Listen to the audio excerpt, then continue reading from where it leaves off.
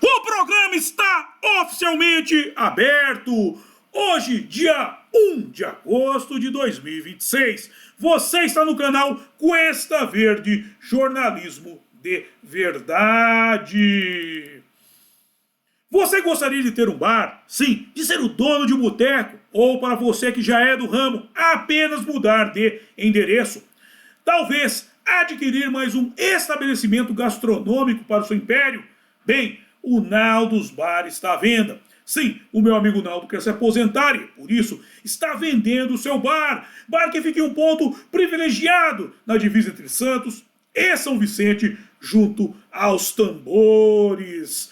Com um detalhe, por se tratar de um estabelecimento tradicional, você estará adquirindo mais do que um bar, estará adquirindo uma história.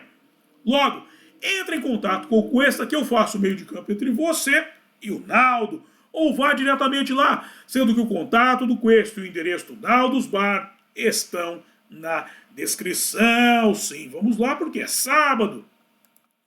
E sábado é dia de se hidratar com uma deliciosa geladinha e também de se alimentar com o tradicional pastel de sardinha do Naldo. Aquele pastel que é acompanhado por um vinagrete sobre o qual é jogada aquela réstia mágica de coentro. Dito isto, livro de oração em mãos. Quem não tiver, mãos em posição de prece e muito respeito, que respeito é bom e a divindade gosta. Página 70, oração ao Senhor. Ó Senhor, é o cantare, fonte de todas as luzes, de todas as forças, de todas as sabedorias, de todos os amores. Dai-nos a luz, dai-nos a força, dai-nos a sabedoria, dai-nos o amor. Ó Senhor, nosso Pai, protegei a terra, planeta, do amor. Protegei-nos de todos os males. Dai-nos o futuro. Ó Senhor, muito obrigado por nos dar a luz. Agradecemos de coração.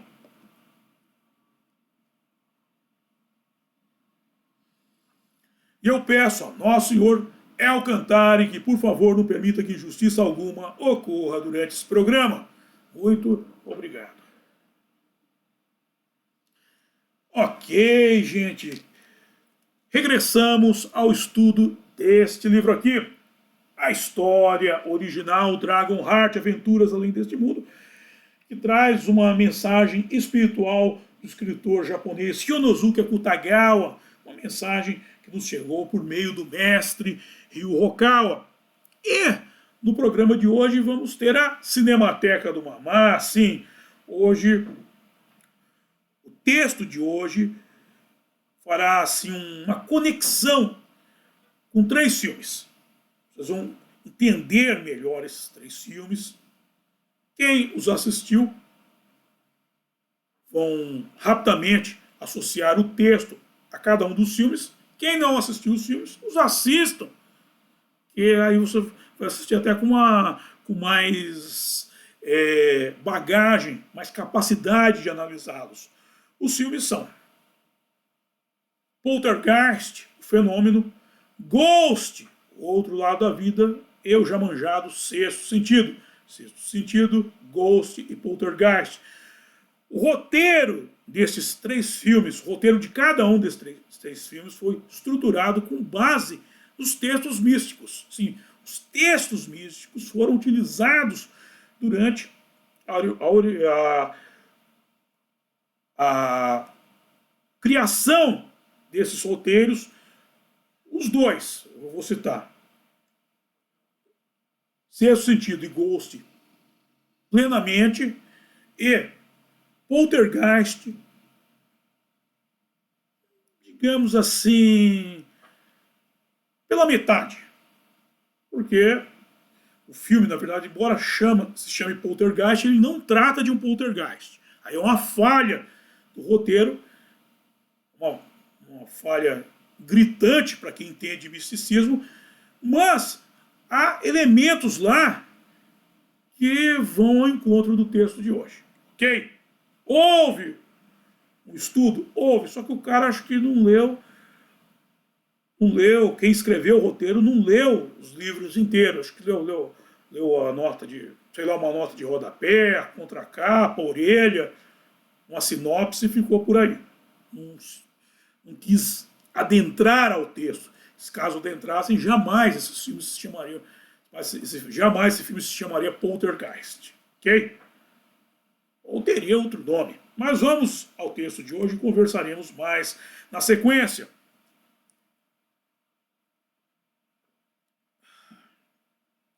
No livro A História Original, Dragonheart, Aventuras Além deste Mundo, a mensagem espiritual de Ryunosuke Akutagawa, o qual disse que, quase 100 anos atrás, nasci como alguém que tinha a missão de lançar as bases da literatura japonesa moderna. Senti que, após a Era Meiji, que foi de 1868 a 1912, a religião corria o risco de ser perdida. Então, pensei que precisava fazer algo para espalhar ideias religiosas pelo coração das pessoas. Durante a mensagem, Akutagawa fala que os espíritos perdidos na Terra vagam por suas casas ou por perto de pessoas conhecidas nas empresas sem saber para onde ir. Vagam pelos hospitais, Ghost, lembra-se de Ghost, vagam pelos hospitais, mas não conseguem permanecer ali por muito tempo. Mesmo que tentem conversar, não recebem resposta. A esposa e os filhos não respondem. Ghost e o sexto sentido. Na empresa, descobrem que seu lugar foi ocupado por outra pessoa. Não só na empresa. Não só na empresa. Muito cara chega lá em casa, volta para casa e vê que na cama dele tem outro marmanjo lá dormindo de conchinha com a mulher dele. Meu. A mulher é a mesma coisa. Mas já, cada mulher já devia estar acostumada. Mas vamos entender mais a respeito. Em 17 de dezembro de 2013, no blog Nilo Dias Repórter, publicado foi o artigo de autoria de Nilo Dias, alcunhado de um estádio mal assombrado no interior paulista. Lendo-se que, aqui no Brasil, temos um estádio mal assombrado, o Stravos Papadopoulos, em Jacareí, uma cidade do interior de São Paulo, onde o Jacareí Atlético Clube manda seus jogos. Nota, à época, 2013, à época, o Jacareí Atlético Clube estava na segunda divisão do Campeonato Paulista. Hoje está extinto. Ademais, o estádio Stravos Papadopoulos foi inaugurado em 27 de maio de 2001 com um jogo entre o Jacareí Atlético Clube e o Grêmio Recreativo Ozan de Indaiatuba, que terminou em 1-1, sendo que o nome é uma homenagem ao empresário grego Stravos Papadopoulos, que chegou a fazer uma parceria com o clube. Atenção agora, Poltergeist. O estádio, ao que se sabe, foi construído em cima de um antigo cemitério indígena, o que talvez explique a fama do lugar, sim. Aí que é o ponto. Você que assistiu Poltergeist sabe disso. O condomínio onde a trama se passa foi construído em cima de um cemitério indígena. Ok? E qual que era o nome desse condomínio? Qual que é? Quem assistiu já sabe. Quem não assistiu está pensando, assista e vocês terão uma agradável surpresa. Ok? Doravante, o historiador e ex-prefeito da cidade, Benedito Sérgio Lencioni, que já escreveu 8 livros sobre o município, confirma essa versão, contando que o estádio foi erguido em uma região onde existiu há muito tempo um sítio arqueológico indígena. Muitos jogadores do clube relatam fatos misteriosos que acontecem por lá. Posto que o local onde moram os atletas fica debaixo de uma arquibancada. Todavia, as luzes só existem dentro dos alojamentos, no banheiro e na cozinha. No corredor, onde sombras se estendem pelas paredes, na arquibancada e no gramado, a escuridão é total durante a noite. Sim, Tem um estádio aqui em São Paulo, muito conhecido, que não tem iluminação. Iluminação.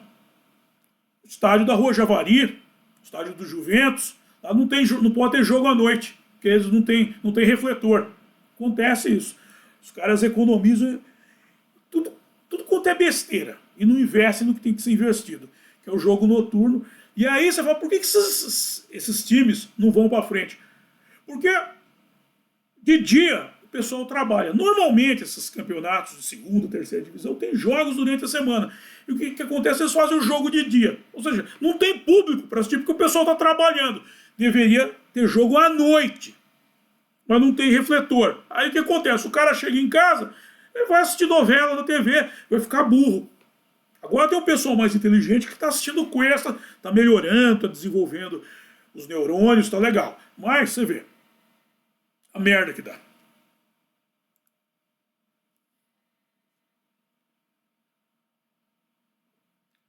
Comumente, os jogadores usam lanternas para se locomoverem e dividem os alojamentos com ratos que circulam por todos os lados. Aqui é só arranjar uns gatos que eles resolvem. Só fazendo um corte rápido, na Orla de Santos, uma época sofreu uma empesteação de ratos. Aí o que o pessoal fez? Arranjou um monte de gato e colocou lá. Até um tempo atrás ainda tinha uns gatos lá na orla, você via bastante gatos. Hoje não se vê mais, parece que viraram churrasco.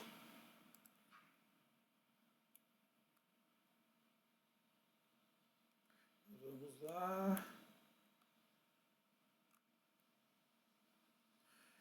Voltando, tem mais. Sendo que, nas proximidades do estádio, atenção agora, nas proximidades do estádio é comum a colocação de oferendas para rituais de magia negra, como bebidas, velas e pipocas. Até um vaso quebrado e uma carta já foram encontradas por lá.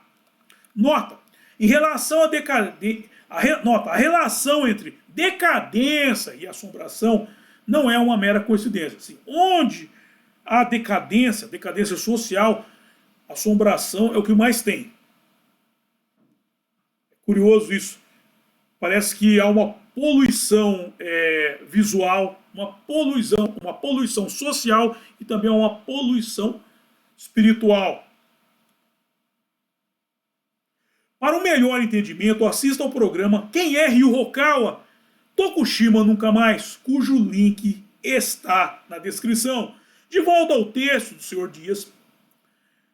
Depois de chegarem aos alojamentos, ninguém se atrevia mais a sair, só quando o dia amanhecia. A história é conhecida em toda a cidade, mas alguns moradores consideram tudo uma lenda. Todavia, os 22 jogadores com idades entre 17 e 24 anos que moram no estádio garantem que tudo é verdade, que já escutaram barulhos estranhos e viram vultos andando pelos corredores.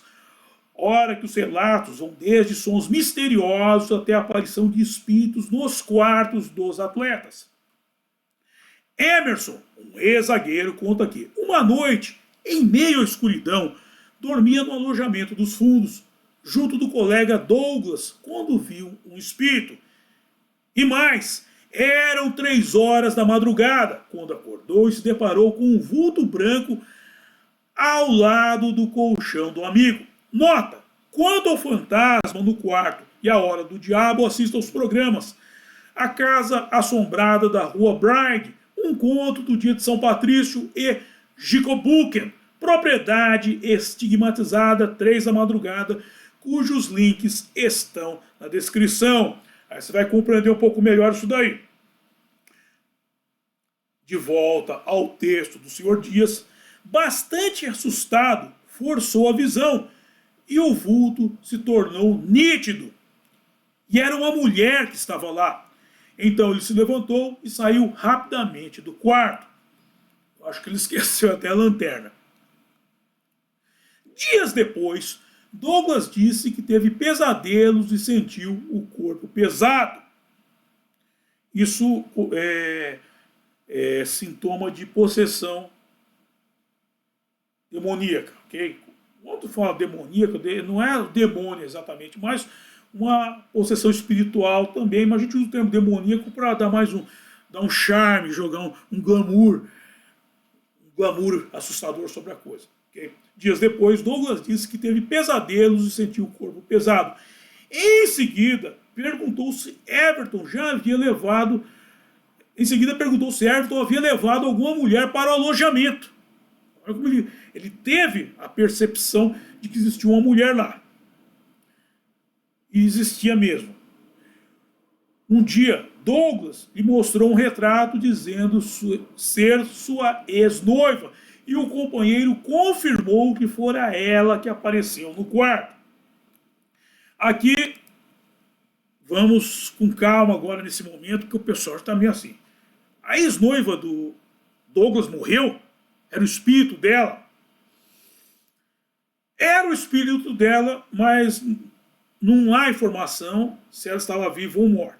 Ela pode ter feito uma projeção astral. Ela pode ter feito uma projeção astral e ido atrás da pessoa que ela ainda amava, que era o Douglas. Isso acontece. E aí, em caso dessa projeção astral, o que ocorreu? Ocorreu aquele processo de vampirização, tá? O famoso íncubos e súcubos, que o pessoal gosta de falar, também é isso. Provavelmente, como ele sentiu o corpo pesado, ela se deitou sobre ele. Ela fez sexo com ele. Sim, as pessoas fazem sexo com fantasmas. Existe uma fantasia sexual de trepar com o espírito. Existe isso. Existe um negócio desse aí, mas isso é uma coisa que a gente tem que tratar em outros momentos, que é um negócio um pouco mais complicado de se explicar. Como é que o cara trepa com o espírito, mas trepa? Há uma troca de energias, ok? Aí gera o tal do famoso sonho molhado, o cara acorda tudo gozado lá. Realmente acontece. E você vê que ele sentiu o corpo pesado e perguntou pro Everton: você trouxe uma mulher aqui? Porque ele tinha a impressão de estar com a mulher lá. E estava uma mulher realmente lá. Realmente estava lá. E se fosse o fantasma poderia tentar fazer sexo com ele, provavelmente. Também. Mas, como ele sentiu o corpo pesado e tal, eu suponho que foi um ato de vampirismo dessa ex-noiva dele que estava com saudade dele. Em todo caso, por que o Everton viu? Porque ele tinha mediunidade, uma certa mediunidade. A mediunidade se apresenta de várias formas. Tem a clareaudiência, a pessoa escuta sons, por isso que as pessoas ouvem som. A sensibilidade, a pessoa sente toque no corpo dela. A clarividência, ela vê entidades. Então, existem padrões de mediunidade que tem pessoas que, por exemplo, não sentem nada. O tal do Douglas, por exemplo, ele não tem. Mas como é que ele percebeu isso? Percebeu porque a coisa, quando o espírito se junta com o corpo, eles não estão atuando no plano temporal, estão atuando no plano atemporal, na quarta dimensão. Os espíritos é um lance de cunho espiritual. Contudo, como o corpo está ligado pelo cordão de prata ao espírito, as sensações do espírito são transmitidas para o corpo. E houve essa perda de energia, por se sentir o peso. Os chakras dele começaram a vibrar. A mediunidade resulta do desenvolvimento dos chakras. Ok? Mesmo quando os chakras da pessoa não são desenvolvidos, se há uma ação que ocorre extracorporal, que é o seguinte: a ex-noiva do Douglas estava fazendo uma viagem astral e o Douglas foi puxado também por uma viagem astral. E eu já expliquei até na série das propriedades estigmatizadas, tem que ter um elo vibracional, senão não há conexão. Por isso, como falou, muitas vezes os espíritos falam com os vivos e os vivos não respondem, porque não há Embora eles tenham conexão que permita uma aproximação, os vivos não têm essa mediunidade e, se tivesse, aí sim teria o contato. Não conseguem ter resposta. Mas eles só se aproximam dos vivos porque há a conexão, essa conexão vibracional que os colocam numa frequência parecida. Muitas vezes, espíritos não veem outros espíritos, porque a frequência dos espíritos são diferentes. Ok? Vamos lá. De volta ao texto de Akutagawa, os mortos começam a se sentir excluídos, e há casos em que essas pessoas passam a refletir sobre suas vidas. Suas vidas são mostradas em um espelho ou numa tela, e lhes dizem que devem ir para o inferno, mas depois esquecem tudo. Após o julgamento, vão para o lugar indicado, mas começa a aparecer um sonho. A situação é diferente de quando estavam vivas, mas muitas se acostumam e continuam acreditando que estão levando a vida normalmente. Mesmo que lhes digamos, você já morreu, está morto há 30 anos, ou você morreu há 50 anos, muitos não acreditam. Todos pensam que ainda estão vivos. Sexto sentido, eu só vejo gente morta, mas eles não acreditam que estão mortos. É isso aí, é exatamente isso que acontece. E aqui ele faz uma revelação. Quando há o julgamento, quando as pessoas vão para diante da balança de Anubis, e elas são condenadas a ir para este local, o inferno, como elas não sabem, ou não aceitam, ou não entra na mente dela o fato de que elas estão mortas, elas acham que estão sonhando. Elas acham que estão sonhando com o julgamento e que estão sonhando que vão para o local chamado inferno.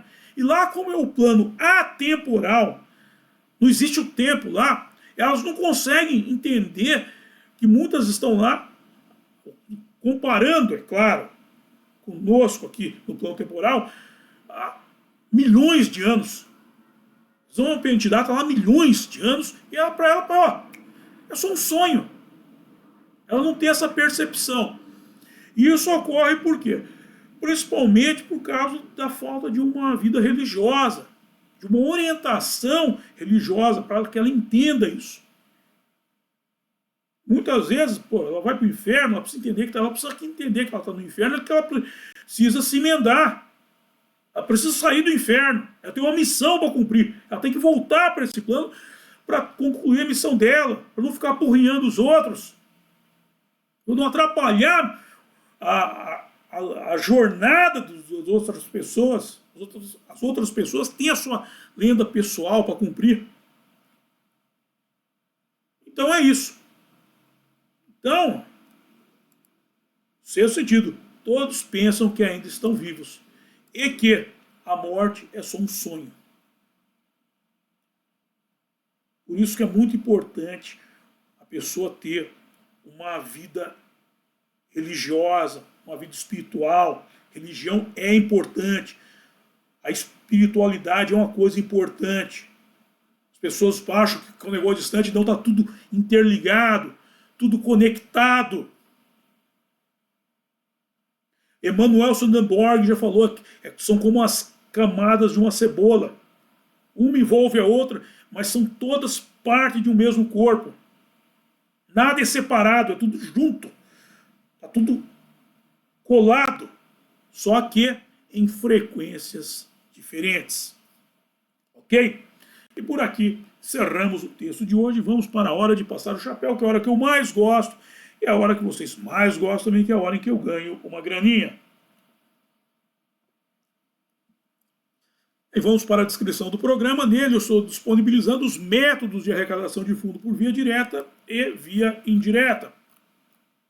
Por via indireta, os meus livros, a começar deste aqui, A Máquina da Verdade. Esse livro, Menino Veste Azul e Menina Veste Rosa. Pode dar para a molecada, que a molecada irá adorar. Aí tem o link do meu outro livro, o Romance A Saga de Kid Winchester, e o link do curso Fundamentos do Exorcismo. Você precisa se livrar desses espíritos aí que ficam te apurrinhando, que tinham que voltar para o inferno. Só vá para o inferno mesmo.